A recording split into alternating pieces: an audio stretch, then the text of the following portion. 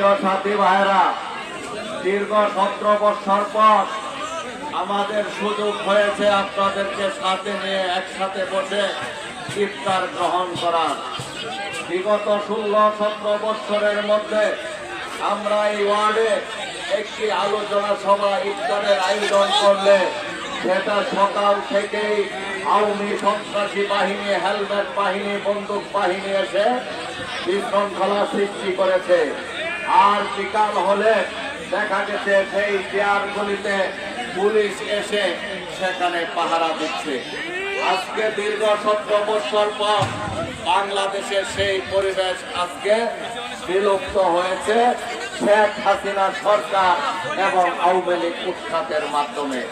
প্রিয় সাথী ভাইয়েরা, এই দীর্ঘ 17 বছর আজকে যাদেরকে আপনারা এই মঞ্চে দেখছেন, তারা প্রত্যেকটি নেতা কর্মী কোনোদিনেই রাতে বাসায় ঘুমাতে পারে নাই, তারা কোনোদিনেই বাসায় যে দুমুঠো ভাত খেতে পারে নাই। তাদের ঘুমাতে হয়েছে জঙ্গলে, না হলে পাহাড়ে।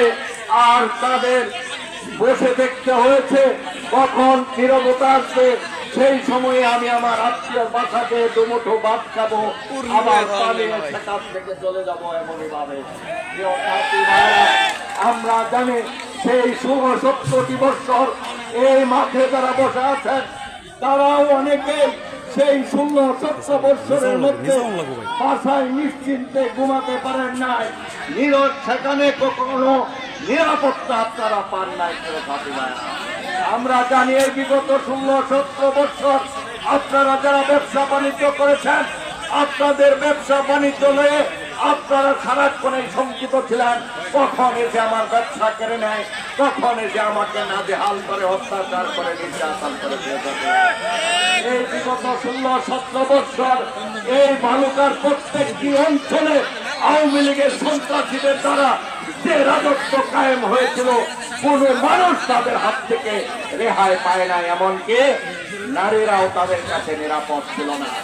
আজকে সেই অত্যাচার নির্যাতনের পরে যারা বাড়ি ছাড়া রাখলে, বিএনপিকে কারাগারে পড়ে রাখলে, তাদেরকে নির্যাতন করলে তারা জাতীয়তাবাদী চেতনা থেকে সরে দাঁড়াবে, শহীদ রাষ্ট্রপতি জিয়া রহমানের আদর্শ থেকে সরে দাঁড়াবে, বেগম খালেদা জিয়াকে বলে যাবে, তারেক রহমানের নির্দেশনা অমান্য করবে। আজকে তাদের উদ্দেশ্যে বলতে চাই, আপনাদের শত চেষ্টা, শত বাধা, আপনাদের নেত্রীর শত হুঙ্কার, সকল কিছুই আজকে তুলির সাথে পরিণত হয়েছে। আজকে দেখেন আল্লাহর কি বিধান।